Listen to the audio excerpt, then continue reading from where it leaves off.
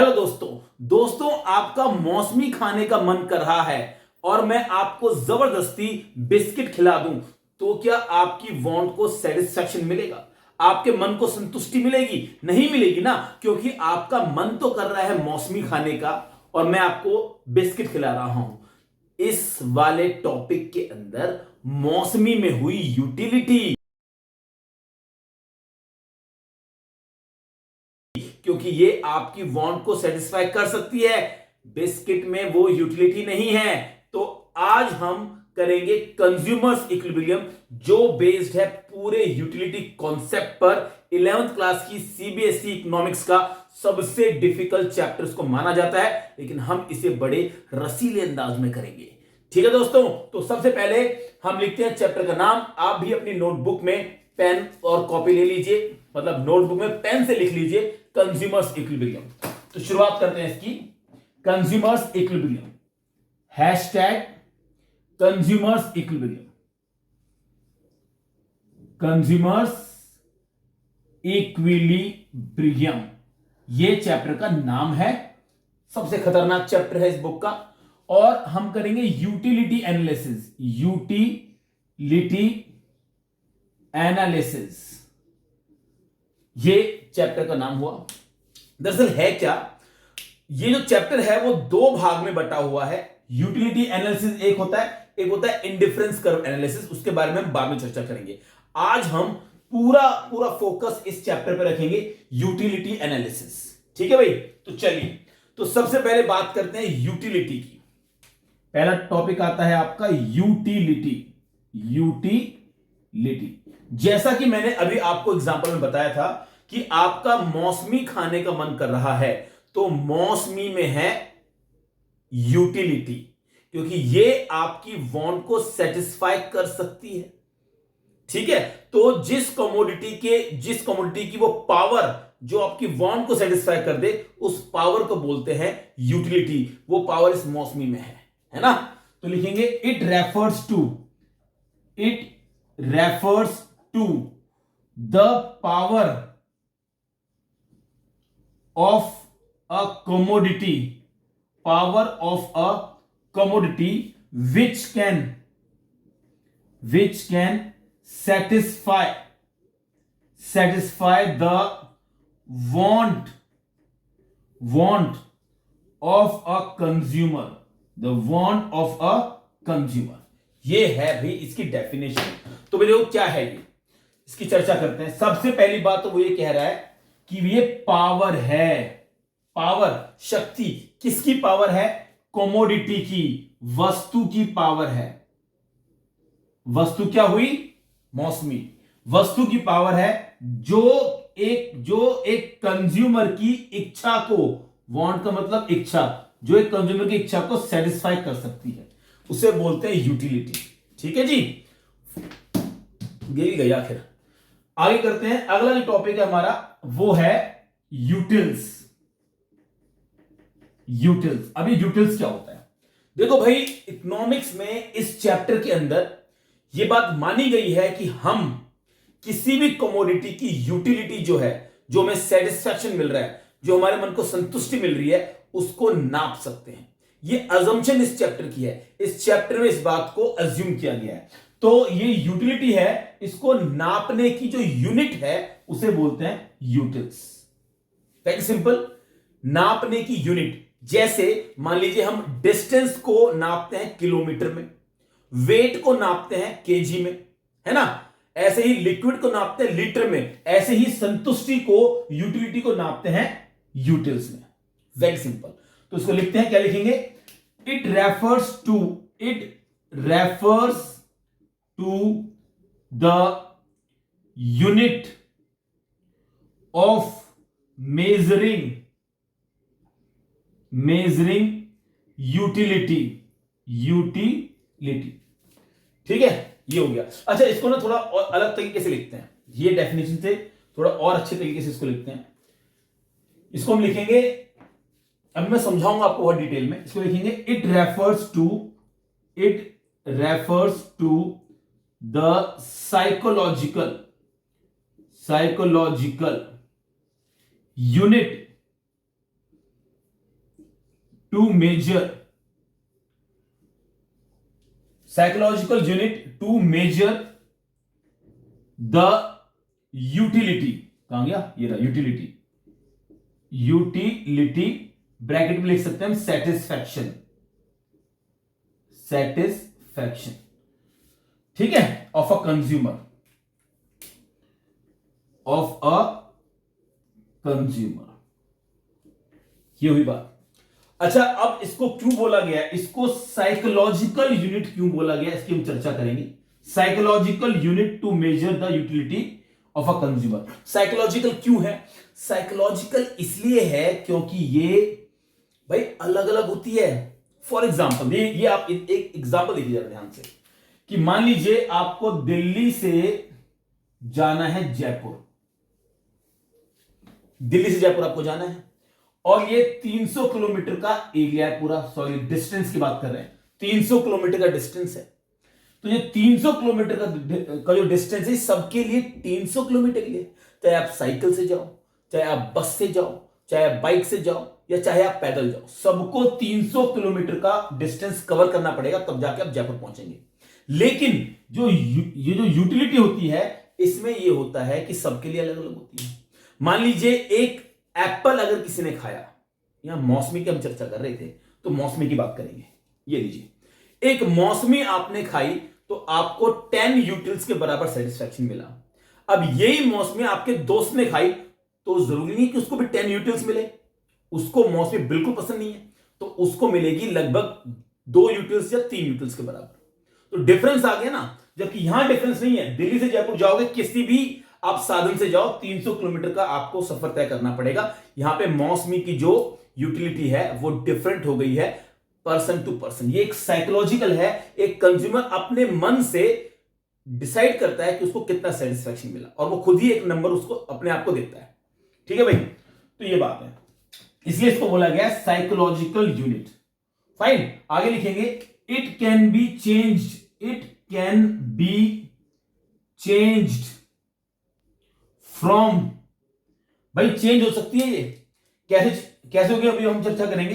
It can be changed, can be changed from number 1 person to person, person to person, number 2 place to place, place to place, number 3 time to time, time to time. देखो भाई, ये खास बात है, utils की खास बात ये है कि पर्सन टू पर्सन चेंज हो जाएगी। आपने मौसमी खाई, 10 यूटिल्स का सेटिस्फैक्शन, आपके दोस्त ने खाई 2 यूटिल्स का satisfaction, person to person change हो गई। प्लेस टू प्लेस, सिंपल सी बात है भाई, प्लेस को तो बड़ा असर पड़ता है। आप दिल्ली में एप्पल खाओ और एक कश्मीर में एप्पल खाओ, प्लेस के अकॉर्डिंग यूटिलिटी चेंज हो जाएगी, सेटिस्फैक्शन का लेवल चेंज हो जाएगा। टाइम टू टाइम, गर्मी में आप आलू टिक्की खाओ, सेटिस्फैक्शन अलग मिलेगा, सर्दी में आलू टिक्की खाओ, सेटिस्फैक्शन अलग मिलेगा। टाइम टू टाइम मामला चेंज हो गया, इसलिए कहते हैं यूटिल्स एक साइकोलॉजिकल यूनिट है जो चेंज हो जाती है। Is that okay? फाइन, अब हम चैप्टर में आगे चलते हैं। अगला जो टॉपिक है हमारा वो है, पहले लॉ ऑफ डीएमयू करते हैं, ठीक है, लॉ ऑफ डीएमयू करते हैं, तो इसको मिटा रहे हैं और हम लॉ ऑफ डीएमयू आगे बढ़ाएंगे। इसको हमने मिटा दिया, हमने इसको मिटा दिया, नहीं पहले मार्जिनल यूटिलिटी करना पड़ेगा हमें भाई, क्योंकि वो आगे यूज होगा। तो हम यहां पे कर रहे हैं, तीसरा पॉइंट करते हैं मार्जिनल यूटिलिटी, मार्जिनल यूटिलिटी एक टॉपिक ये है, और एक टॉपिक है हमारा टोटल यूटिलिटी, टोटल यूटिलिटी। दो टॉपिक हमारे हो गए, मार्जिनल यूटिलिटी और टोटल यूटिलिटी। तो देखो मार्जिनल यूटिलिटी करते हैं पहले। देखो मार्जिनल यूटिलिटी का सिंपल सा मतलब होता है कि आप जब एक एडिशनल कमोडिटी को कंज्यूम करते हो, एक एडिशनल आप एक वस्तु को खा रहे हो, उसको कंज्यूम कर रहे हो, उससे जो आपको एडिशनल सेटिस्फैक्शन मिलेगा उसे बोलते हैं मार्जिनल यूटिलिटी। एडिशनल यूनिट खाने से मिलने वाला एडिशनल सेटिस्फैक्शन को कहते हैं मार्जिनल यूटिलिटी। तो इसको लिख लेते हैं पहले, है ना। It refers to the additional satisfaction, additional satisfaction की जगह यार यूटिलिटी लिखना पड़ेगा हमें। एडिशनल यूटिलिटी, यूटिलिटी ब्रैकेट में सेटिस्फैक्शन, ब्रैकेट में satisfaction. It refers to additional utility derived from consuming, consuming additional unit of a commodity, additional unit of a commodity।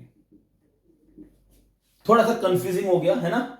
देखो simple language में ये है, इन लेमेन्स लैंग्वेज, एक आम भाषा में ये है कि एक यूनिट को खाने से मिलने वाला सेटिस्फैक्शन, एक सिंगल यूनिट, यहां पे जो मार्जिनल वर्ड है उसके लिए हम सिंगल वर्ड का इस्तेमाल कर सकते हैं। जो मार्जिनल वर्ड है उसको हम कह सकते हैं सिंगल यूनिट से मिलने वाला सेटिस्फैक्शन, मिलने वाला सेटिस्फैक्शन। ये लो जी, बहुत ही आम भाषा में, एक कॉमन मैन की भाषा में मैंने ये लिख दिया है, सिंगल यूनिट से मिलने वाला सेटिस्फैक्शन।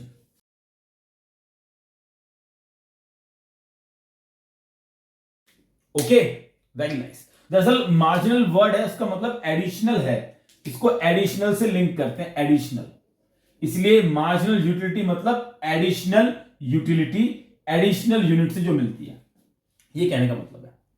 ओके फाइन, अब करते हैं total utility.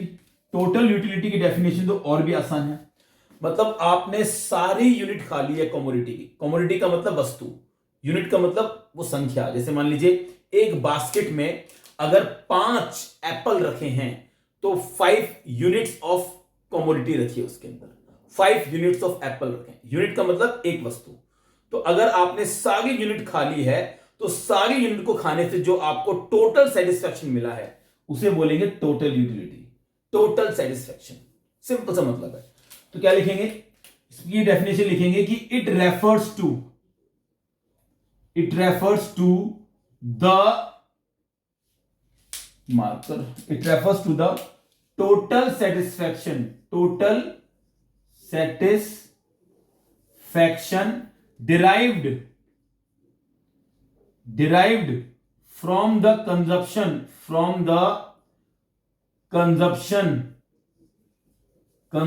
of all the units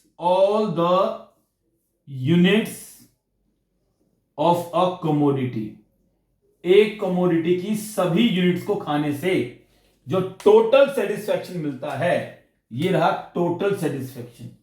total satisfaction from all the units को खाने से जो टोटल सेटिस्फैक्शन मिलता है उसे बोलते हैं टोटल यूटिलिटी। ठीक है भाई, वेरी सिंपल यार। एक एप्पल खाओगे मार्जिनल यूटिलिटी, और अगर आप सारे एप्पल खा जाओगे, 5 के 5 एप्पल खा जाओगे, तो जो टोटल सेटिस्फैक्शन मिलेगा total utility. Very simple, fine. अब हम करेंगे law of diminishing marginal utility. Law of diminishing marginal utility, चलिए इसको मिटा देते हैं।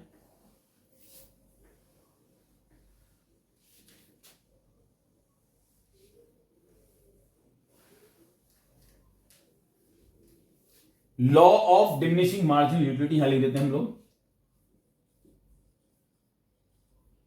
Law of diminishing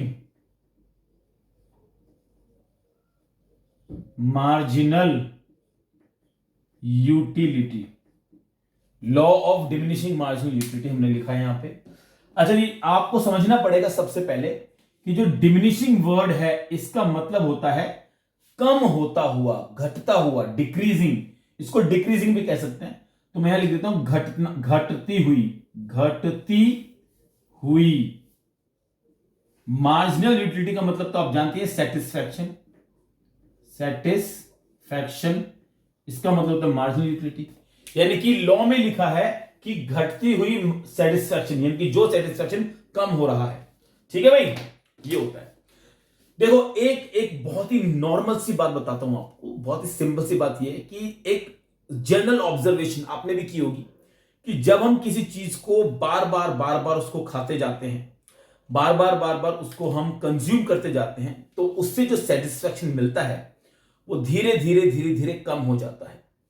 for example कि आपने एक समोसा खाया, समोसा खाया तो आपको कुछ सेटिस्फैक्शन मिला। इसको एक बार लिख के करते हैं, ठीक है? तो यहां पे लिख देते हैं हम स्केड्यूल, स्केड्यूल या टेबल भी लिख सकते हैं इसको, और यहां लिखते हैं यूनिट,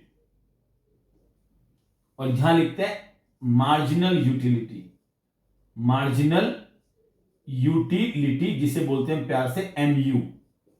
ठीक है भाई?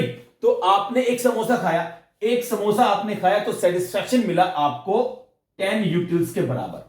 ये हमने अज्यूम किया क्योंकि सेटिस्फैक्शन देने का काम हम खुद करते हैं, हम खुद को ही सेटिस्फैक्शन देते हैं, वो नंबर हम खुद ही बताते हैं। तो हमने एक समोसा खाया और 10 यूटिल्स के बराबर हमें सेटिस्फैक्शन मिला। जब हमने दूसरा एप्पल खाया, तो यार हम तो समोसे की बात कर रहे थे, तो पहला समोसा खाया तो 10 यूटिल्स के बराबर सेटिस्फैक्शन मिला, और जब हमने दूसरा समोसा खाया तो सेटिस्फैक्शन हमारा कम हो गया, सेटिस्फैक्शन हो गया 8 यूटिल्स के बराबर। फाइन, सेटिस्फैक्शन थोड़ा कम हो गया। जब हमने तीसरा समोसा खाया तो सेटिस्फैक्शन और कम हो गया, वो 6 यूटिल्स के बराबर हो गया। जब हमने चौथा वो खाया, समोसा खाया, समोसे की बात कर, बार बार एप्पल दिमाग से निकल रहा है, समोसा एग्जांपल है हमारा। जब चौथा समोसा खाया तो सेटिस्फैक्शन गिर के हो गया 4। जब पांचवा समोसा खाया तो सेटिस्फैक्शन गिर के हो गया 2। अब 5 समोसा खाने के बाद आपका मन नहीं कर रहा समोसा खाने का, लेकिन हुआ क्या कि आपके दोस्त ने जबरदस्ती आपको छठा समोसा भी खिला दिया। अब छठा समोसा खिला दिया आपको, आपका बिल्कुल मन नहीं कर रहा था, सेटिस्फैक्शन मिलेगा आपको? कुछ भी सेटिस्फैक्शन नहीं मिलेगा, सेटिस्फैक्शन मिला 0। मजा नहीं आया यार, 5 ऑलरेडी खा चुके हो, कितना खाओगे? अब 7वां समोसा भी आपको खिलाया गया जबरदस्ती कि भाई दोस्त है हमारा, खाना पड़ेगा, ये है वो है, और 7वां समोसा जबरदस्ती आपने खाया। और जैसे ही आपने 7वां समोसा खाया, वैसे ही आपके अंदर से कुछ निकला और आपने उल्टी कर दी, कर दी उल्टी। भाई 7वें समोसे से उल्टी हो गई आपको, इसे बोलते हैं डिससेटिस्फैक्शन, यानी कि सेटिस्फैक्शन आपका नेगेटिव चला गया, इसे बोलेंगे -2। ठीक है भाई? तो ये है मामला। सो सेटिस्फैक्शन के बारे में, यानी कि मार्जिनल यूटिलिटी के बारे में हमने एक ऑब्जर्वेशन ये की है कि जैसे जैसे हम किसी कमोडिटी यानी समोसे की यूनिट बढ़ाते जाते हैं, वैसे वैसे सेटिस्फैक्शन हमारा कम होता जाता है, और एक वक्त ऐसा आता है कि हमारा सेटिस्फैक्शन 0 हो जाता है। देखो हो गया ना 0, यहां पे हमारा सेटिस्फैक्शन 0, 6 यूनिट पे हमारा सेटिस्फैक्शन 0 हो चुका है, बिल्कुल भी आपको सेटिस्फैक्शन नहीं मिला। लेकिन फिर भी अगर आपने कंजप्शन को कंटिन्यू किया तो आपका सेटिस्फैक्शन माइनस में भी जा सकता है। ये है लॉ। और ये लॉ क्या है? तो बहुत ही नॉर्मल सी ऑब्जर्वेशन है, हमारे यहां तो ऐसा ही होता है ना? तो ये है मामला सारा। तो देखो अब जो डेफिनेशन है इस लॉ की वो बहुत ही सिंपल है, यहां लिखते हैं डेफिनेशन, डेफिनेशन लिखते हैं। तो ये लॉ ये कहता है, this law states that, this law states that as we consume more and more unit, ये लिखा है unit, this law states that as we consume more and more unit of a commodity, commodity का मतलब आप जानती हैं, वस्तु, more and more unit of a commodity, unit में ऐसा लगा देते हैं, more and more units of a commodity, the marginal utility जिसे बोलते हैं हम प्यार से mu starts falling, वो गिरना शुरू कर देती है, mu फॉल होना शुरू कर देती है। ठीक है भाई? तो देखिए यहां पे mu जो है स्टार्ट्स फॉलिंग, गिरना शुरू कर देती है, जैसे ये more and more units of a commodity को हम कंज्यूम करते हैं। सिंपल सा लॉ है ना भाई? तो ये डेफिनेशन हो गई, ये इसकी स्केड्यूल हो गई। अब हम बनाएंगे इसका डायग्राम। तो उसके लिए आप अगर आप लिख रहे हैं साथ साथ तो आप इसको वीडियो पॉज करके लिख लेना, मैं इसको मिटा देता हूं। ये एक बहुत ही सिंपल सी डेफिनेशन है कि एमयू डिमिनिशिंग करता हुआ एमयू हमारा फॉल करेगा, ये मैंने दिखा दिया है। चलिए भाई, तो इसको मिटा देते डेफिनेशन को। अब यहां पे ग्राफ बनाएंगे हम, ये हमने मिटा दिया यहां पे इसको, और अब हम जो बनाएंगे वो बनाएंगे ग्राफ।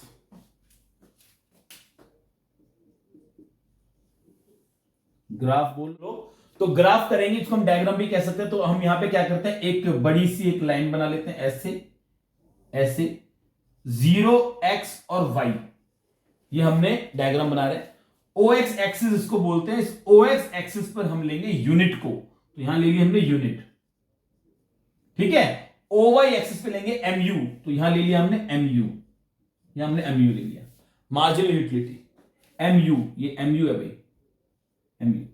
तो ये तो सिंपल है, 1 2 3 4 5 6 7, तो यहां लिख देंगे हम 1 2 3 4 5 6 7। बस ध्यान ये रखना है आपको कि जो इसके बीच का जो डिफरेंस है, जो इसके बीच का डिफरेंस है वो इक्वल होना चाहिए। अगर ये डिफरेंस इक्वल नहीं हुआ तो आपका ग्राफ अच्छा नहीं बनेगा, ठीक है। अब MU लेते देखो जरा ध्यान से, MU में यहां पे 2 का गैप, ऑलरेडी आपको 2 का गैप है, तो हम 2 का गैप ले लेते हैं। इसको थोड़ा नीचे करें क्योंकि माइनस में जा रहा है, इसको थोड़ा नीचे भी करना पड़ेगा। तो शुरुआत होगी -2 से, -2 0 2 4 6 8 और 10। यहां लिख, हम यूनिट लिख सकते हैं यहां पे, चलो यहां थोड़ा नीचे लिख देते हैं यूनिट, यहां लिख दे यूनिट। अब क्या करना है, अब हमें प्लॉटिंग करनी है ग्राफ की। प्लॉटिंग का मतलब करना है कि ये कि 1 यूनिट पे 10 यूटिलिटी है, तो 1 पर 10, 1 पर 10, ये 1 रहा, इसको ऊपर लेके जाएंगे और 10 पे जाकर रुक जाएंगे, ये 10 पे जाकर रुक गया। 2 पर 8, 2 ये रहा, तो उसको ऊपर लेके जाएंगे, 8 पे जाकर रुक जाएंगे। 3 पर 6, 3 ये रहा और 6 ये रहा, तो 3 से भी ऊपर चलेंगे और 6 पे जाकर रुक जाएंगे, 3 पे 6। उसके बाद आ गया 4 पे 4, 4 ये यूनिट और 4 ये रहा, इसको ऊपर लेके जाएंगे, यहां पे जाके रुक जाएंगे 4। 5 पे 2, 5 ये रहा, 2 ये रहा, 2 पे जाके रुक जाएंगे। 6 पे हो गया 0, 6 पे 0 है, और 7 पे है -2, ये रहा -2, ये बन जाएगा यहां पे, यहां पे, ठीक है। -2 ये रहा और 7 ये रहा, ठीक है। ये हो गया आपका MU। और अब क्या करेंगे, हम एक डॉटेड लाइन, जो डॉट बनाए हैं एक लाइन खींच देंगे, बिल्कुल स्ट्रेट लाइन बनेगी ये आपका MU है, ठीक है। थोड़ा सा मुझसे गलत बन गया क्योंकि मेरे पास मेजरमेंट के लिए स्केल नहीं है यहां पे, तो आप इसको बनाएंगे तो ये बिल्कुल ठीक बनेगा। आप इसको स्केल से बनाएंगे तो ये बिल्कुल पॉइंट्स ठीक ठीक बनेंगे आपके। लेकिन अगर आपके पॉइंट ठीक नहीं भी बनते हैं तो इस 10 पॉइंट से 0 से निकलती हुई एक लाइन खींच देना, ठीक माना जाएगा। लेकिन आप पहले ट्राई यही करना कि आप स्केल से इक्वल डिस्टेंस लेके बनाएंगे तो ये बिल्कुल ठीक बनेगा, इसको MU बोलेंगे, ठीक है भाई। और यहां पे क्या हो रहा है, यहां पे 6 पे MU 0 है, यहां पे MU इज 0, MU इज 0, ठीक है भाई। तो ये हमारा बन गया है लॉ ऑफ DMU का ग्राफ, नीचे की तरफ लॉ ऑफ DMU जा रहा है, ठीक है। चलिए बहुत बढ़िया, ये हो चुका है। अब हम करेंगे लॉ ऑफ DMU की कुछ अजम्पशंस होती हैं, कुछ चीजें हमें माननी पड़ेगी, कुछ अज्यूम करना पड़ेगा, तभी जाके लॉ ऑफ DMU सही साबित होगा, वो होल्ड ट्रू करेगा, है ना। तो उसको करते हैं, हमने डेफिनेशन कर लिया है, हमने शेड्यूल बना लिया है, हमने डायग्राम बना लिया है। अब हम बनाएंगे, पहले यहां लिख देते हैं law of DMU, law of DMU, इसको प्यार से DMU बोलते हैं क्योंकि diminishing marginal utility, law of DMU, ठीक है भाई, बहुत बढ़िया। तो अब हम चलते हैं आगे और अब हम करेंगे assumptions of law of DMU। इसको हमने मिटा दिया, इसको भी मिटा देते हैं।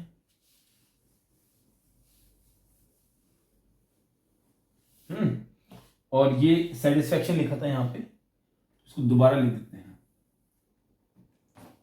सेटिस्फैक्शन,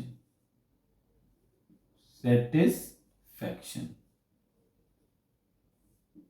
चलिए जी, हम assumption करने वाले हैं आज, तो हम यहां करेंगे assumptions of law of DMU, assumptions। assumptions of law of DMU, बार बार कह रहा हूं डीएमयू लिखा है, डिमिनिशिंग मार्जिनल यूटिलिटी। ठीक है जी।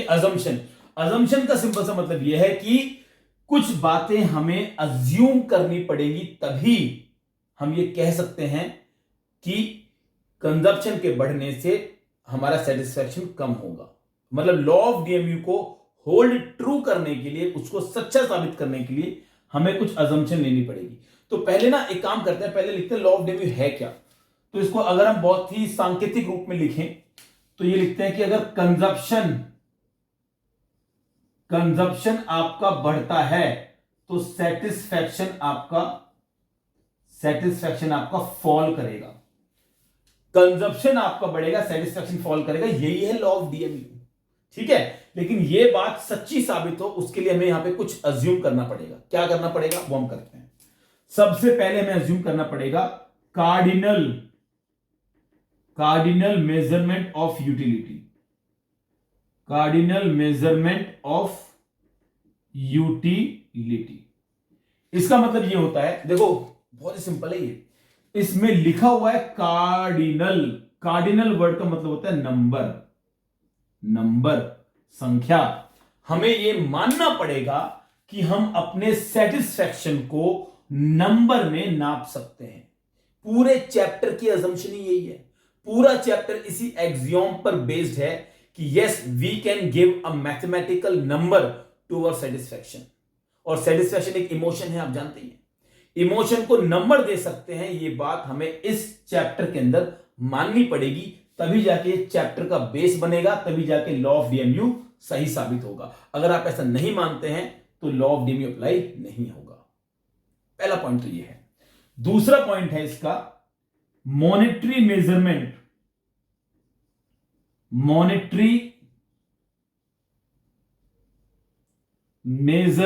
Of utility.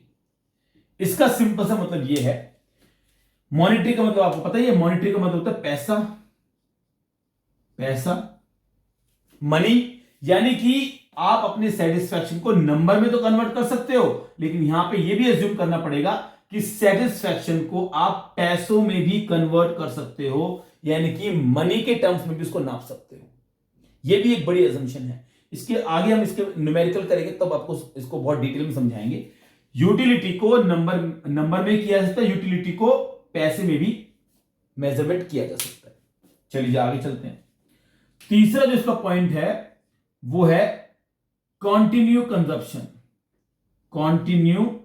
कंजप्शन।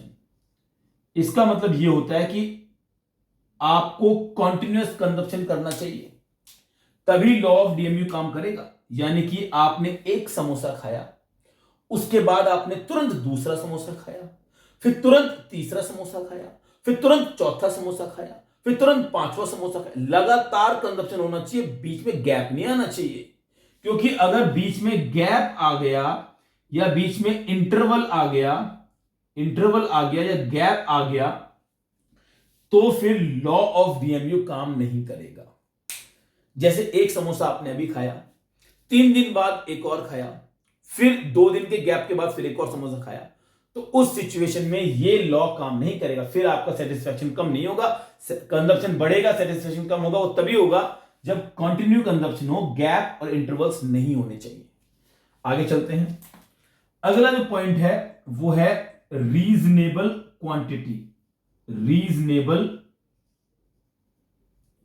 क्वांटिटी।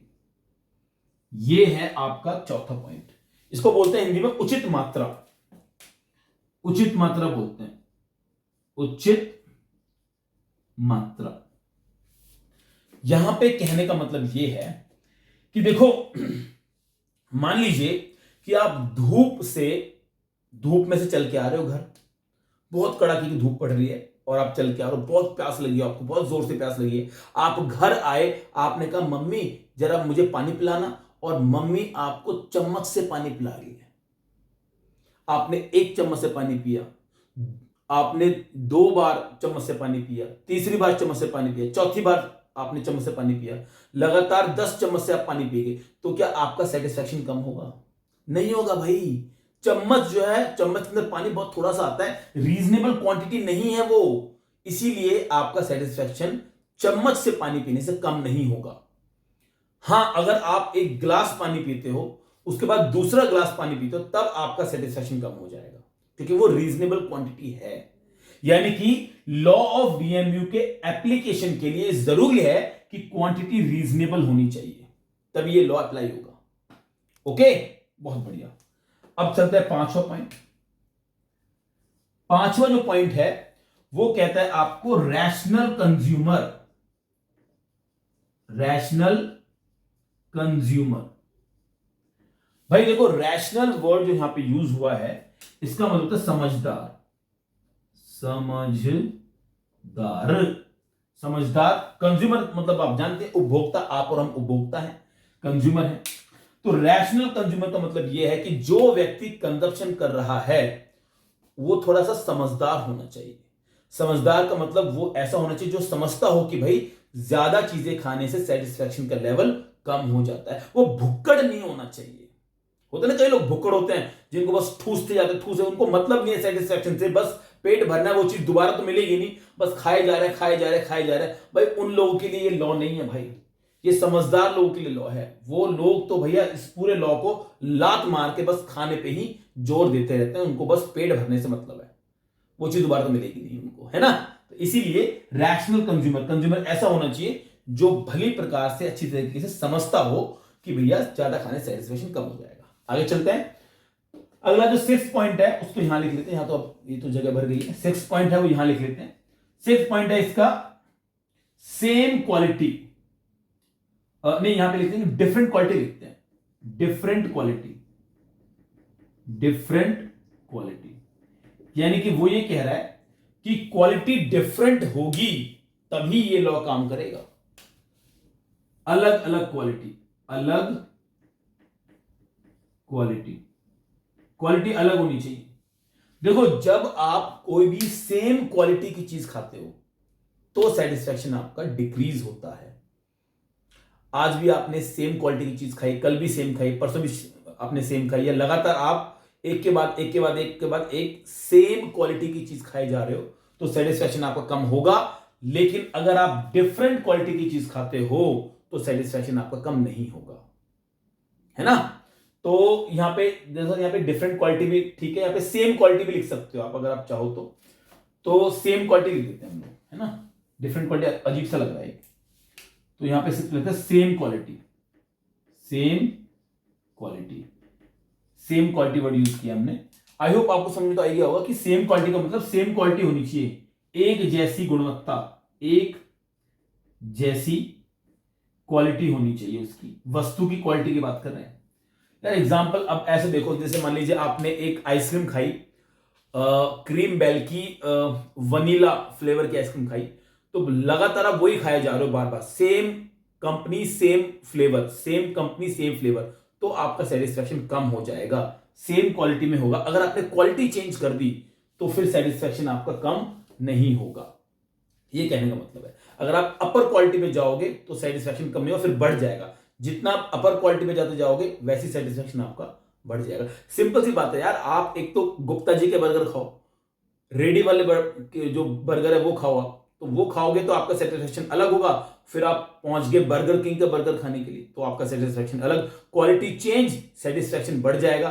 तो सेटिस्फैक्शन के लिए सेम क्वालिटी होनी चाहिए, तभी सेटिस्फैक्शन फॉल करेगा। इसमें बहुत ज्यादा डिस्कशन हो चुका है, ठीक है। तो सेम क्वालिटी होनी चाहिए। एक लास्ट पॉइंट और कर लेते हैं, वो है प्राइस लेवल।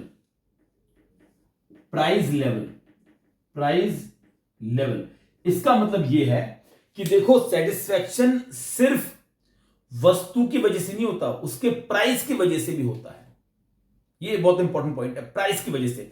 देखो, जब कोई चीज हमें अच्छी क्वालिटी की चीज अगर हमें सस्ती मिल जाती है तो हमारा सेटिस्फैक्शन लेवल ज्यादा होता है कि भैया इतनी मस्त चीज थी, इतनी क्वालिटी की चीज थी, अरे भैया 5 रुपए की थी बस, क्या मजेदार चीज थी, मजा आ गया, सेटिस्फैक्शन बढ़ जाएगा। जब कोई चीज अच्छी तो है लेकिन उसका प्राइस बहुत ज्यादा है तो सेटिस्फैक्शन आपको कम हो जाएगा कि यार चीज तो मस्त थी यार लेकिन प्राइस बहुत ज्यादा था यार, ये चीज इतने 50 रुपए की चीज है नहीं भाई, ये तो यार 20-25 रुपए की चीज है, 50 में बेच रहा है, तो चीज अच्छी है, लेकिन आपको सेटिस्फेक्शन क्यों नहीं मिला? क्योंकि उसका प्राइस बहुत ज्यादा है। तो प्राइस भी डिटरमाइन करता है कि लॉ ऑफ डिमांड लगेगा या नहीं लगेगा, है ना। जब कोई चीज हमें सस्ती मिलती है तो हमारा सेटिस्फेक्शन बढ़ जाता है, इसलिए प्राइस भी सेम होना चाहिए उस चीज का, है ना।